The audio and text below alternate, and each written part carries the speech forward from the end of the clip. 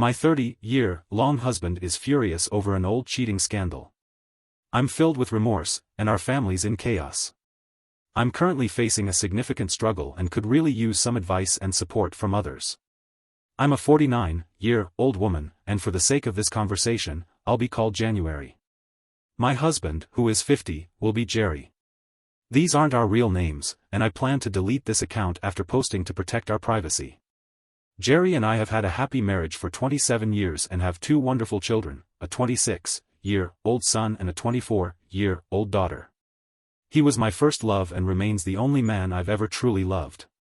We've been a couple for over 30 years, we started dating when I was 18. I fell head over heels in love with Jerry, and he proposed to me just 7 months into our relationship. I eagerly accepted and was ready to marry him right then and there.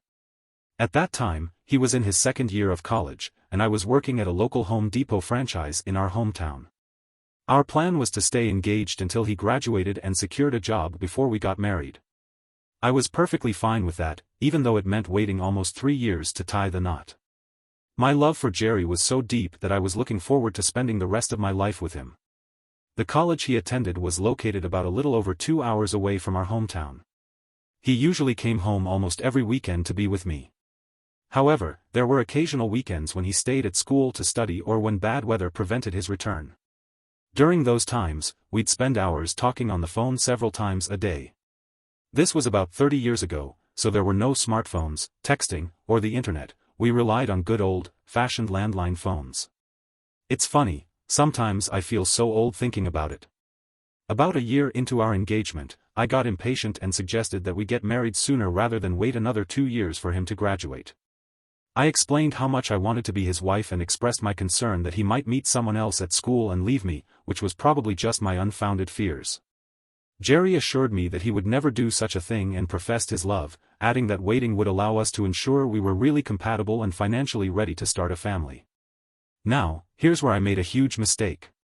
There was a guy, let's call him Jim, who was an electrician and a regular customer at the hardware store where I worked. He came in for supplies 2 or 3 times a week. We had a friendly relationship and exchanged pleasantries during his visits. He started flirting with me and making advances. I told him I was sorry, but I was engaged. Jim replied that he was also engaged but felt such a strong connection that he was willing to take a risk. The flirting went on for weeks. Then, one weekend when Jerry unexpectedly informed me that he had to stay at school for the next 2 weekends, I made the fateful decision to go out with Jim.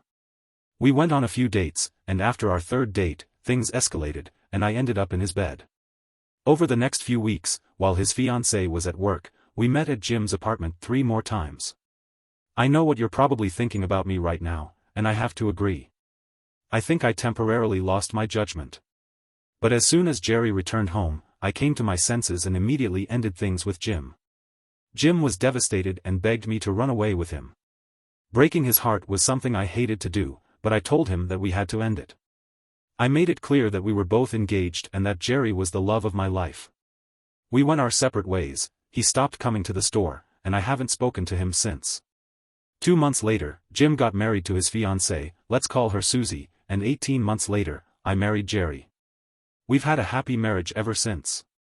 We had a traditional marriage, with Jerry as the provider, protector, and an excellent father, while I took care of the family and was a devoted stay-at-home mom. We loved our lives and had what most would consider an ideal marriage. But all of that was shattered 3 days ago because of my past actions. Here's the backstory. Throughout my teenage years and up until a year before I met and married Jerry, I kept a detailed diary. When I left my parents' house, I kept the diary in a cardboard box along with my yearbooks and other school memorabilia. I placed this box and similar ones filled with school memories in the basement of our new home. They stayed in the same place in our basement for more than 25 years, untouched by anyone. Frankly, I had completely forgotten the contents of those boxes, including the fact that my diary was in one of them. Then, this past Saturday, Jerry decided it was time to clean out the basement. He spent all morning in the basement, going through everything in those boxes and transferring them into plastic storage bins. When he finally came upstairs, he didn't say a word and walked down the hallway. I assumed he was just tired. After he went into the bathroom and stayed there for a good 45 minutes, I checked on him. He told me he was fine and just reading. Little did I know that what he was actually reading was my diary that he found in one of the boxes. After he came out of the bathroom, he walked right up to me, holding the diary, and said, "Look what I found," his face filled with disgust and anger like I had never seen before. He opened the diary and began to read the pages where I had written about Jim. I immediately asked him to stop, assuring him that I could explain, but he kept reading. I began to cry, begging him to please stop, but he continued, growing more agitated and talking louder the more he read. When he finished, I tried to speak, but he interrupted me and told me to go pack a bag. I asked him why, and he replied, "For now. You're going to see your parents." Not wanting to upset him anymore, I left and started packing. After I finished packing, I tried to talk to him, but he just told me to go. I even got down on my knees, hugging his legs and begging, but he continued to insist that I leave. His face was flushed, and the veins were prominent. I had never seen him so angry. He had always been a calm and collected person. I left the house and went to my parents' house. Once there, I explained to them what had happened. They were taken aback and disappointed. My parents, both 81, loved Jerry very much, considering him like a son. I explained that what had happened was over 29 years ago and that I had been faithful throughout our marriage. They were deeply shocked, and the shock left them unable to speak. I made numerous phone calls and sent texts to Jerry throughout the night, but he never responded. The next morning, I received a phone call from my daughter, who started yelling at me, asking me how I could do such a thing to her father. She mentioned that her father had a video call with her and her brother the night before, during which he shared a file with the crucial pages from my diary. I was embarrassed and tried to explain the situation to my daughter, but she wasn't receptive and hung up. I tried to reach our son, but he didn't answer my calls, return my calls, or respond to my texts and voicemails. I also made numerous attempts to contact Jerry, but he was unresponsive. I went back to our house and stayed there all afternoon, but he never returned. Finally, I went back to my parents' house. Shortly after 4 p.m., I received a call from Jim's wife, Susie. She started using profanity, hurling terrible insults at me and warning me to stay away from her if I knew what was best for me.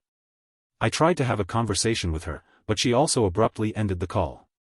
Later that night, a good friend of mine called and informed me that Jerry was openly discussing the affair with everyone. I was devastated because this was completely out of character for Jerry. My friend mentioned that he seemed drunk and intoxicated, not his usual self, which worried me because Jerry rarely drinks, typically having only 2 or 3 drinks a year. I was extremely concerned and began calling and texting him repeatedly, but he remained unresponsive. I returned home and decided to wait for Jerry to come back. After 9 p.m., a friend of his dropped him off in our driveway. As soon as he got out of the car, I hugged him tightly. He didn't respond at first, but eventually, he began to hug me back. I could smell alcohol on him, and he was crying. He asked, "How could you do this to me?" I expressed my deep regret and explained that it had been a colossal mistake and stressed that it had happened almost 30 years ago. He claimed that our marriage had been built on a lie. He went on to blame himself and expressed his anger at feeling like a loser of a man and having a terrible wife. After making these remarks, he became very agitated again and ordered me to leave. I begged him to let me stay, expressing my concern for his welfare. He calmly asked me to leave and give him a week to think things over before returning home, despite my request for him to stay. I finally left in tears. I spent the following week sending him heartfelt daily texts expressing my deep remorse and love, but he never responded. Through several friends, I learned that Jerry and Susie were seen out for drinks several times during this period. I don't know whether they were simply meeting to exchange information or if they were involved in a retaliatory affair. All I can say is that I feel an overwhelming sense of guilt for what I did to Jerry. I also learned that Susie had kicked Jim out and was planning to divorce him. He is devastated and emotionally broken. Rumors are circulating that Susie has been having an affair for years, and the person who told me believes she may be using the diary as an excuse to divorce Jim. In our town of 3,600 people, almost everyone now knows about the affair. The feedback I've received on the affair suggests that most people find Jim and me remorseful but feel that we should be forgiven since it all happened almost 30 years ago. I'm staying with my parents, in anticipation of returning home next week to be with my husband. I understand his pain, but I think he's overreacting. I hope that he will come to his senses over the next week and that we can both begin the healing process. Can you offer any advice on how best to handle this situation? I acknowledge that my actions were terrible, but I believe that Jerry has blown this out of proportion. The affair happened almost 3 decades ago, and we've had a wonderful marriage and family since then. He feels that our life was built on deceit, which I don't entirely agree with. What are your thoughts on this matter? Thank you for allowing me to share. Update: first and foremost, I would like to express my gratitude to everyone for their valuable feedback. It has truly been beneficial. I've followed the advice of many by letting my husband take all the time he needs and assuring him that I will be there when he is ready to have a conversation. It has been a few days, and I haven't heard from him, but mutual friends have reported seeing him and mentioned that he seems to be doing well. I want to emphasize that I have never reconnected with or had any contact with Jim since we ended our affair. Furthermore, I want to make it crystal clear that I have been completely faithful throughout our marriage. The thought of cheating on my husband has never crossed my mind, except for that unfortunate 2-month period with Jim. Finally, my relationship with my children is strained at the moment, especially with my daughter, who has been unkind. She unexpectedly decided to order genealogy kits for the family and called me with a hint of sarcasm, asking if there was anything I wanted to disclose before proceeding with the order. I assured her that there was nothing to disclose and that I was looking forward to the results. That's all for now, and I'll provide another update next week when I'm back home. Update: I am back in my house, but now my husband and I are legally separated, and I am absolutely devastated. When I got home, Jerry handed me separation papers and informed me that he had moved all of my belongings into the guest bedroom. He installed a keyed lock on our master bedroom to prevent my access to it. He also placed a small refrigerator, a food storage cabinet, and a microwave in the guest bedroom. At this point, I mostly see him when he's going to work or going out in the evenings. He's now doing all his cooking, cleaning, and laundry, and he's made it clear that we're going to live as roommates with no strings attached. He still pays the bills and fulfills his financial obligations, which he continues to do. He is still seeing Susie and adamantly refuses to stop seeing her.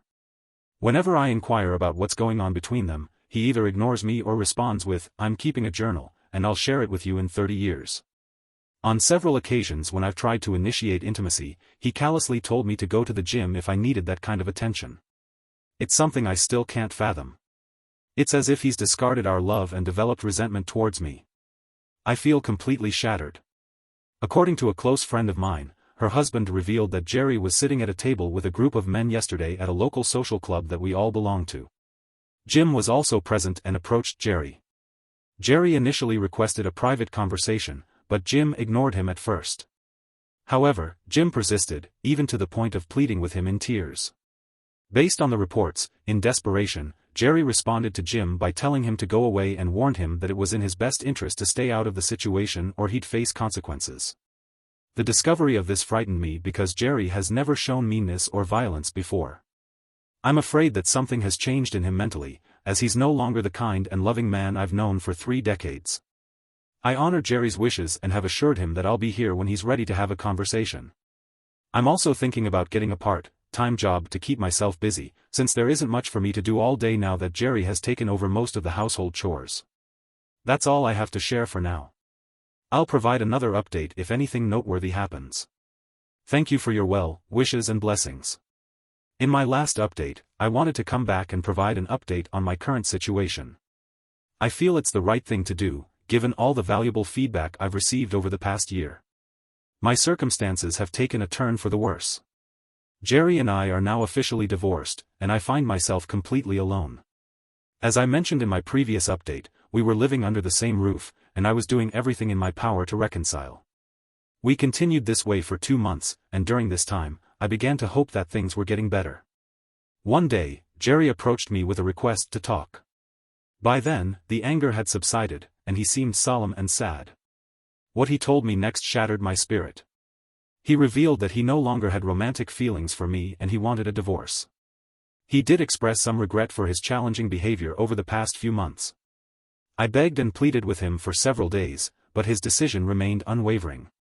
He explained that he couldn't get past the memories of my infidelity and deception, especially the details of me and Jim. He then informed me that he had requested a transfer to the Tampa office and would be moving closer to his parents in Sarasota, our daughter in Orlando, and our son in Atlanta. This news left me completely devastated. To deal with this situation, I've been attending therapy sessions 3 times a week, and it has been beneficial. My therapist explained that the discovery of the affair fundamentally changed my husband, and he is no longer the same person he used to be. He now sees me through a different lens. I've been told to grieve this loss as if Jerry had died because the man I loved was changed forever and could not be recovered. While my children were initially angry with me, they are now deeply saddened by our divorce. They had hoped that their father would eventually calm down and reconcile with me. They have come home to visit and have made efforts to facilitate a reconciliation, but Jerry had already made up his mind. I feel nothing but sadness and despair over this situation. As I mentioned before, Jerry was like a son to my parents, and he gave them a lot of support. I've been trying to convince them to move to Florida, but they are resistant to the idea. They insist on staying in our hometown, even though most of their friends have passed away. I'm going to keep trying to persuade them because living closer to my kids and Jerry would make me feel much better. On a positive note, I'm planning to visit my son in Atlanta and my daughter in Orlando during the holidays, which will take me away for 2 months. While I'm there, I was also planning to visit my former in-laws in Sarasota. Surprisingly, when Jerry heard about my trip, he called and invited me to stay at his new place outside of Tampa. I immediately accepted his offer. I believe this might be an opportunity for us to reconcile. I believe he still loves me and misses me very much, as both my daughter and son have told me.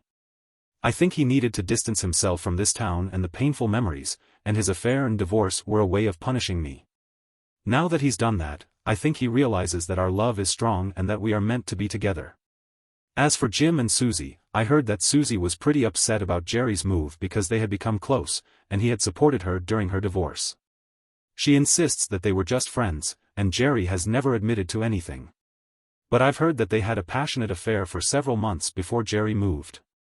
Someone visited him in Florida, and this really hurts me.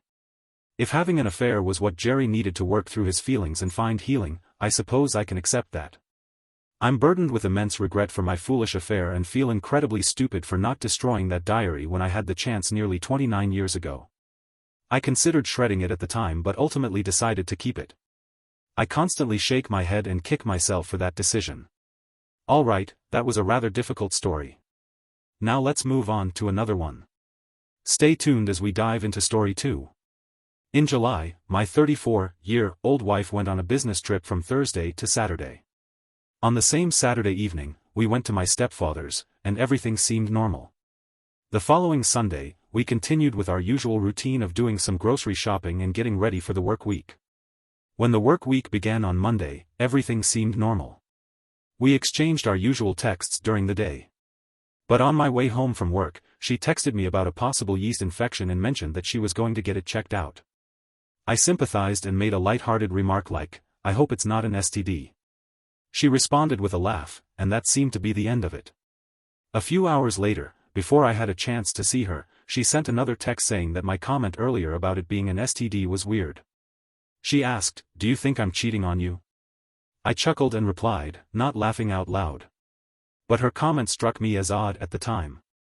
I brushed it off without giving it much thought, but in retrospect, it was the first red flag.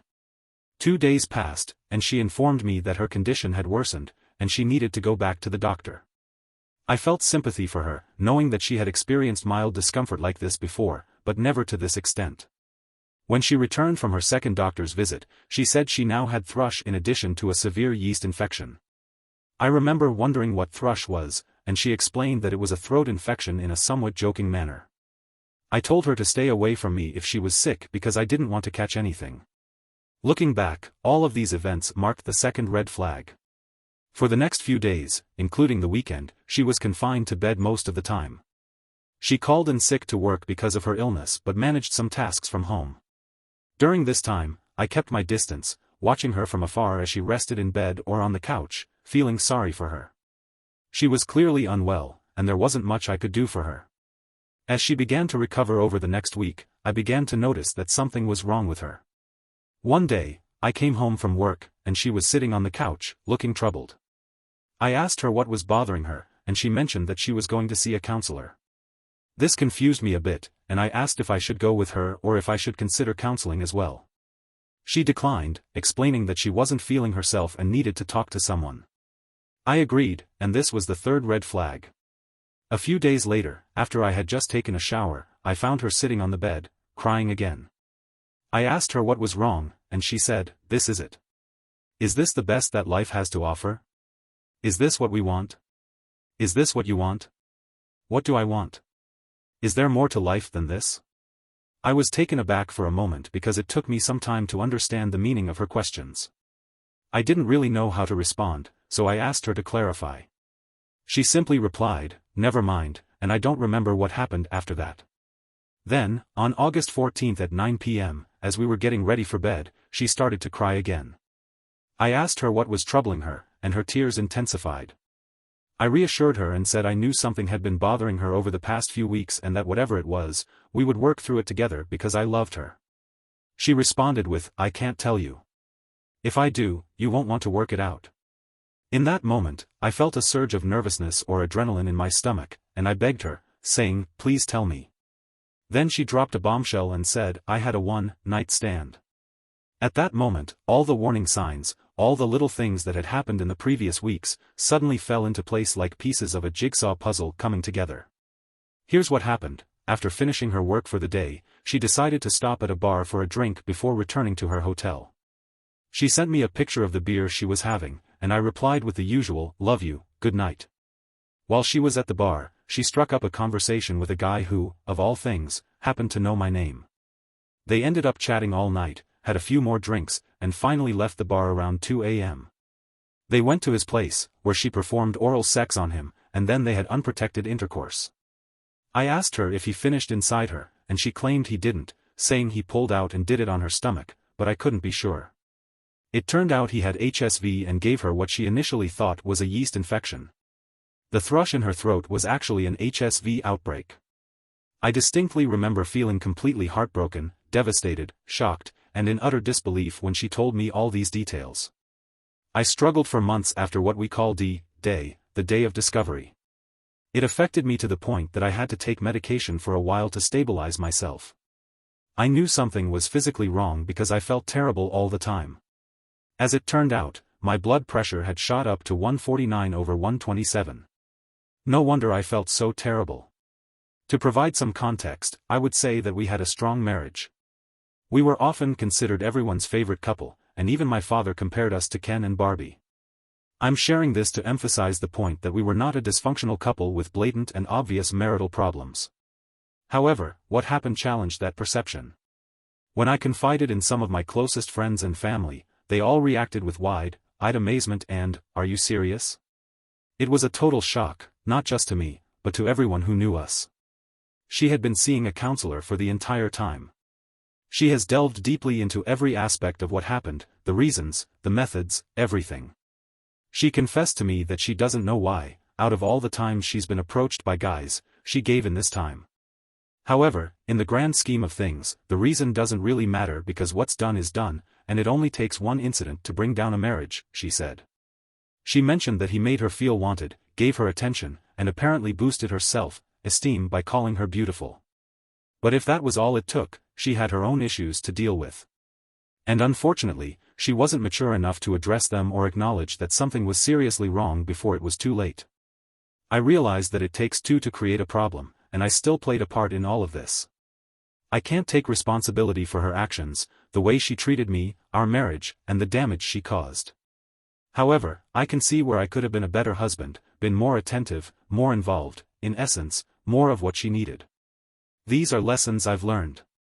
It's been over a year and a half, and we're separated, but this remains a significant obstacle in my life.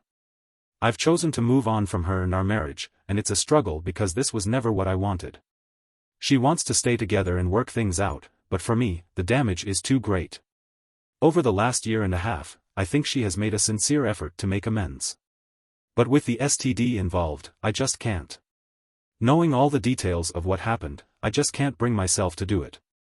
When I say I can't, I'm essentially saying that I choose not to because the level of disrespect is too profound, the humiliation too great, and the act itself was completely uncalled for and selfish. It's disheartening because she realizes she ruined what was once a perfectly normal marriage and wishes she could turn back the clock and start over. But she made a series of choices that night. Each one led her down a regrettable path that I doubt I'll ever understand. I can't fathom how she could leave the bar with him, get into his car, drive with him, arrive at his house, go inside, and enter his bedroom. There were warning signs, red flags, and alarm bells that made it all seem almost unbelievable, but she willingly made every single one of those decisions. I made an effort to stay aware of my pride and keep it in check, constantly questioning why I couldn't move forward with her. It ultimately comes down to my values and principles. What happened goes against everything I believe in and stand for. There's been a lot of internal conflict, and then there's the whole STD aspect, which will never fade away. It will always serve as a stark reminder of her actions. I can't put myself at risk of contracting it, and mentally and emotionally, it's just too overwhelming. Plus, I no longer see her in the same positive light or hold the same opinion of her. I've lost the respect and admiration I once had. There are many complex layers to this situation, and it's amazing how something like this can completely upend your life both physically and emotionally. We've been together since 2007, got married in 2014, have no children, and are not financially dependent on each other.